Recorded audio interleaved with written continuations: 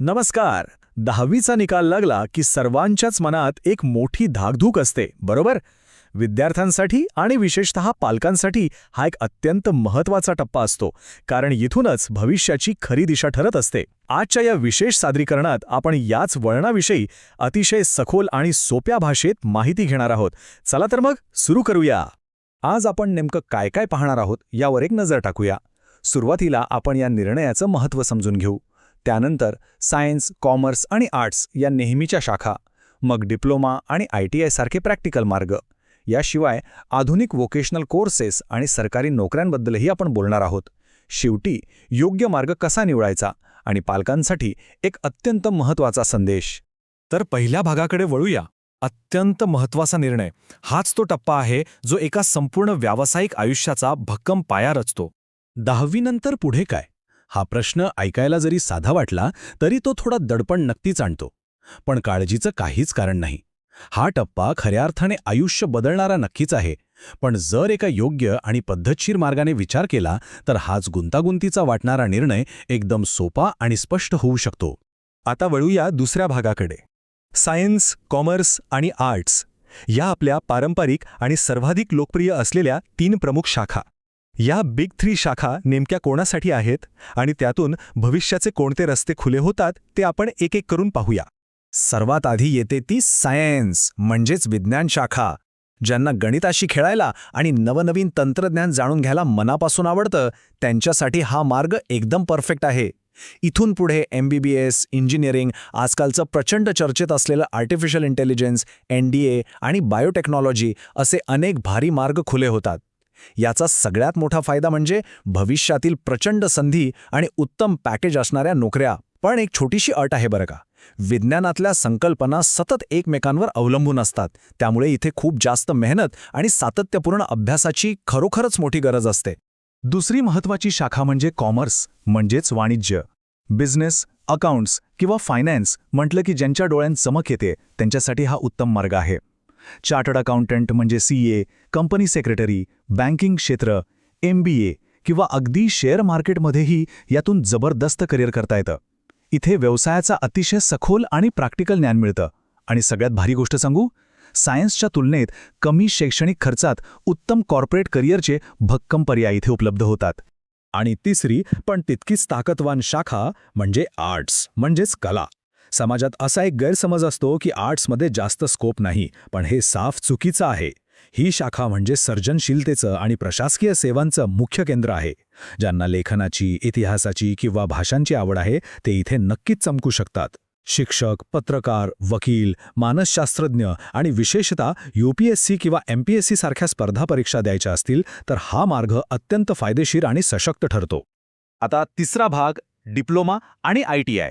ज्यांना खूप जास्त पुस्तकी अभ्यासापेक्षा प्रॅक्टिकल काम आवडतं आणि लवकर स्वतःच्या पायावर उभं राहायचं आहे, त्यांच्यासाठी हे वेगवान मार्ग आहेत. यातून डिप्लोमाचा जबरदस्त फायदा लक्षात येतो. 10वी नंतर 3 वर्षांचा पॉलिटेक्निक डिप्लोमा पूर्ण केल्यावर इंजिनिअरिंगच्या थेट दुसऱ्या वर्षाला प्रवेश मिळतो. विचार करा, इंजिनिअरिंगकडे जाणारा हा किती स्मार्ट आणि धोरणात्मक शॉर्टकट आहे, नाही का? यासोबतच ITI कोर्सेसचा पर्यायही खूप भारी आहे. ITI कोर्सेसचं सर्वात मोठं वैशिष्ट्य म्हणजे हे पूर्णपणे स्किल बेस्ड म्हणजेच कौशल्य आधारित करिअर आहेत. यात इलेक्ट्रिशियन, फिटर किंवा वेल्डरसारखे अतिशय उपयुक्त कोर्सेस असतात.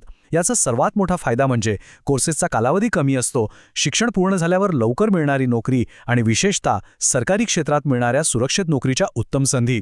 आता वळूया चौथ्या भागाकडे, व्यावसायिक आणि सरकारी मार्ग. इथे आपण आधुनिक युगातील डिजिटल स्किल्स आणि देशसेवेसाठी लागणाऱ्या पारंपरिक मार्गांची तुलना पाहणार आहोत. इथे 2 अगदी वेगळे पण तितकेच रोमांचक मार्ग आहेत. एका बाजूला graphic designing, video editing, coding आणि AI सारखी आधुनिक व्होकेशनल स्किल्स आहेत. आजच्या जगात यांची मागणी अक्षरशः आकाशाला भिडत आहे. तर दुसऱ्या बाजूला पोलीस, आर्मी, नेव्ही किंवा रेल्वेसारख्या अत्यंत सन्माननीय सरकारी नोकऱ्या आहेत. अर्थात या संरक्षण क्षेत्रातील करिअरसाठी खूप मोठी शारीरिक आणि मानसिक तयारी लागते आणि म्हणूनच या मार्गाचा आदर सर्वांनीच केला पाहिजे. 5वा भाग, योग्य मार्ग कसा निवडायचा. आतापर्यंत आपण पर्याय पाहिले, पण आता खरा प्रश्न आहे की आपल्यासाठी योग्य काय. हे एक प्रकारचं निर्णय घेण्याचं होकायंत्र आहे.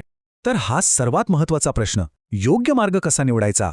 केवळ माझ्या मित्राने सायन्स घेतलंय म्हणून मीही तेच घेणार, ही खूप मोठी चूक ठरू शकते बरं का. या प्रश्नाचं खरं उत्तर गर्दीच्या मागे जाण्यात नसून शांतपणे बसून स्वतःच्या आत डोकावून पाहण्यात आणि सखोल आत्मपरीक्षण करण्यात दडलंय. मार्ग निवडण्यापूर्वी स्वतःला हे काही अत्यंत महत्त्वाचे प्रश्न विचारलेच पाहिजेत. खऱ्या अर्थाने कोणते विषय आवडतात?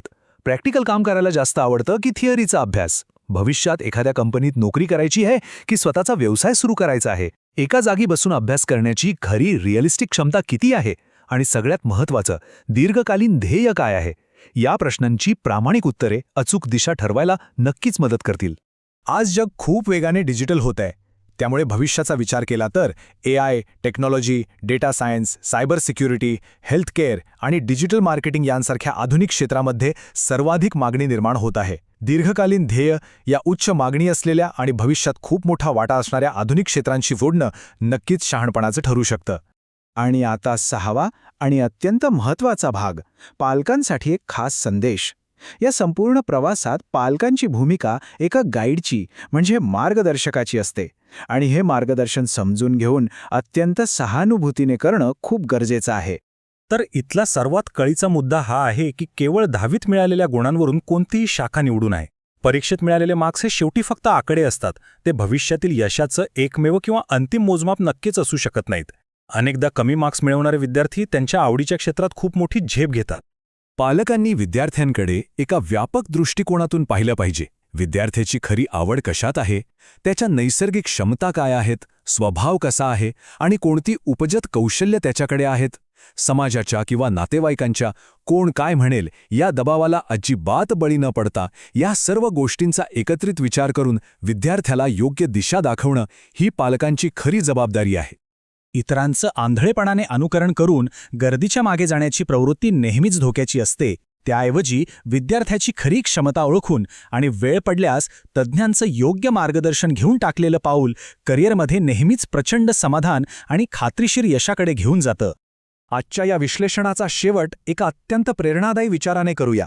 यश त्याच विद्यार्थ्याला मिळतं जो स्वतःची क्षमता ओळखून योग्य दिशा निवडतो.